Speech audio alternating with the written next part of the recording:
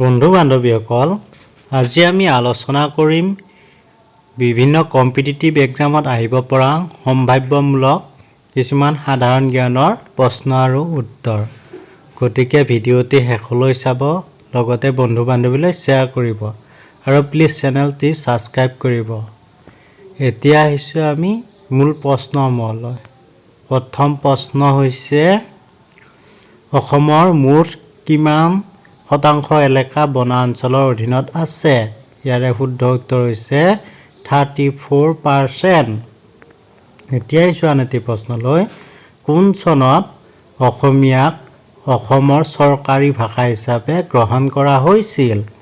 ইয়াৰে শুদ্ধ উত্তৰ হৈছে 1960 চনত, অৰ্থাৎ 1960 চনত। এতিয়াই চোৱা নেতি প্ৰশ্নলৈ, টোকলাই চাহ গৱেষণা কেন্দ্ৰ কোন চনত স্থাপন কৰা হৈছিল? ইয়াৰে শুদ্ধ উত্তৰ হৈছে 1911 চনত। এতিয়াই চোৱা নেতি প্ৰশ্নলৈ, ভাৰতত ব্ৰহ্মপুত্ৰ নদীৰ দৈৰ্ঘ্য কিমান? ইয়াৰে শুদ্ধ উত্তৰ হৈছে 916 কিলোমিটাৰ। এতিয়াই চোৱা নেতি প্ৰশ্নলৈ, নিম্নলিখিত কোনখন উত্তৰ পূব ৰাজ্যই অসমৰ সৈতে আটাইতকৈ চুটি সীমা ভাগ বতৰা কৰে? ইয়াৰে শুদ্ধ উত্তৰ হৈছে ত্ৰিপুৰা। এতিয়াই চোৱা নেতি প্ৰশ্নলৈ, কাজিৰঙা ৰাষ্ট্ৰীয় উদ্যান নিম্নলিখিত কোনটো ইকোজনত অৱস্থিত? ইয়াৰে শুদ্ধ উত্তৰ হৈছে ইণ্ডো-বাৰ্মিজ ইকোজোন। এতিয়াই চোৱা নেতি প্ৰশ্নলৈ, নিম্নলিখিত কোনটো অসমৰ বৰদৈ জিলাৰ সৈতে সম্পৰ্কিত? ইয়াৰে শুদ্ধ উত্তৰ হৈছে প্ৰাক মৌচুমী ঋতু। এতিয়াই চোৱা নেতি প্ৰশ্নলৈ, পৰিভ্ৰমী চৰাইৰ গণহত্যাৰ বাবে বিখ্যাত জাতিংগা কোনখন জিলাত অৱস্থিত? ইয়াৰে শুদ্ধ উত্তৰ হৈছে ডিমা হাছাও। এতিয়াই চোৱা নেতি প্ৰশ্নলৈ, কোন চনত গুৱাহাটী চাহ নিলাম কেন্দ্ৰ স্থাপন কৰা হৈছিল? ইয়াৰে শুদ্ধ উত্তৰ হৈছে 1970 চনত চাহ নিলাম কেন্দ্ৰ স্থাপন কৰা হৈছিল। এতিয়াই চোৱা নেতি প্ৰশ্নলৈ, আমচাং বন্যপ্ৰাণী অভয়াৰণ্য অসমৰ কোনখন জিলাত অৱস্থিত?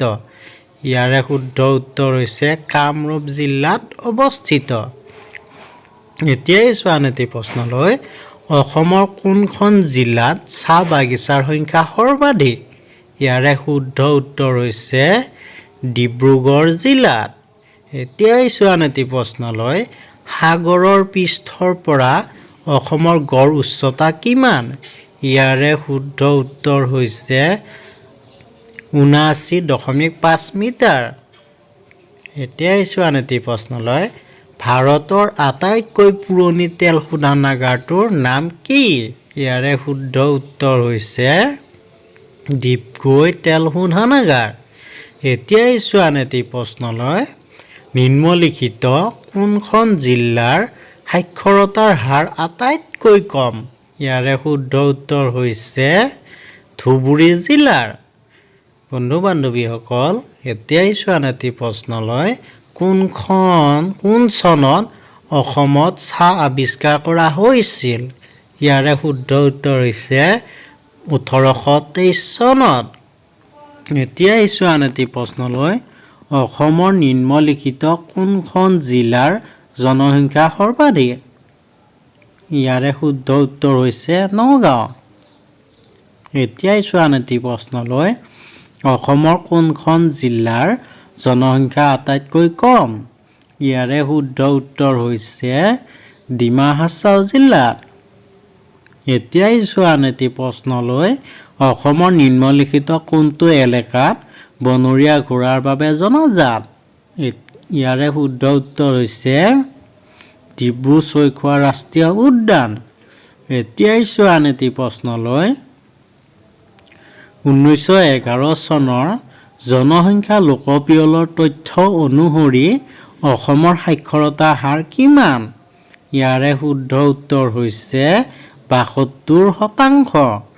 এতিয়াই চোৱা নেতি প্ৰশ্নলৈ, কেতিয়া অসমৰ পৰিবহণ বিভাগ স্থাপন কৰা হৈছিল? ইয়াৰে শুদ্ধ উত্তৰ হৈছে 1948 চনত। এতিয়া আহিছোঁ আন এটি প্ৰশ্নলৈ। নিম্নলিখিত কোনখন দেশৰ সৈতে অসমে আন্তৰ্জাতিক সীমা ভাগ বতৰা কৰে? ইয়াৰে শুদ্ধ উত্তৰ হৈছে ভূটান আৰু বাংলাদেশৰ সৈতে। এতিয়া আহিছোঁ আন এটি প্ৰশ্নলৈ। অসমৰ নিম্নলিখিত কোনটো সুৰক্ষিত এলেকাত সোণালী লাংগুৰৰ বাবে বিখ্যাত? ইয়াৰে শুদ্ধ উত্তৰ হৈছে চক্ৰশিলা বন্যপ্ৰাণী অভয়াৰণ্য। এতিয়া আহিছোঁ আন এটি প্ৰশ্নলৈ। অসমীয়া গদ্য সাহিত্যৰ জনক বুলি কাক কোৱা হয়? ইয়াৰে শুদ্ধ উত্তৰ হৈছে ভট্টদেৱক।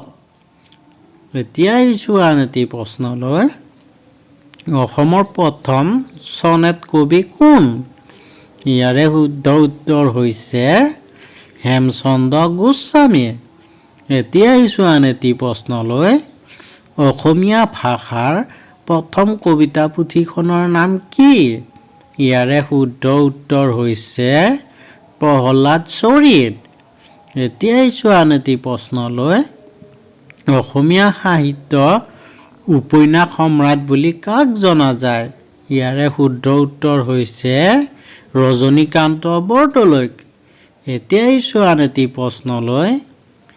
প্ৰথম অসমীয়া ব্যাকৰণ কোনে লিখিছিল? ইয়াৰে শুদ্ধ উত্তৰ হৈছে উইলিয়াম ৰবিনছন। এতিয়া আহিছোঁ আন এটি প্ৰশ্নলৈ।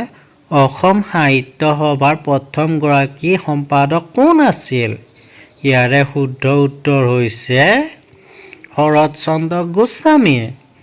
বন্ধু বান্ধৱীসকল, এতিয়া আহিছোঁ আন এটি প্ৰশ্নলৈ। অসম সাহিত্য সভাই প্ৰকাশ কৰা অভিধানখনৰ নাম কি?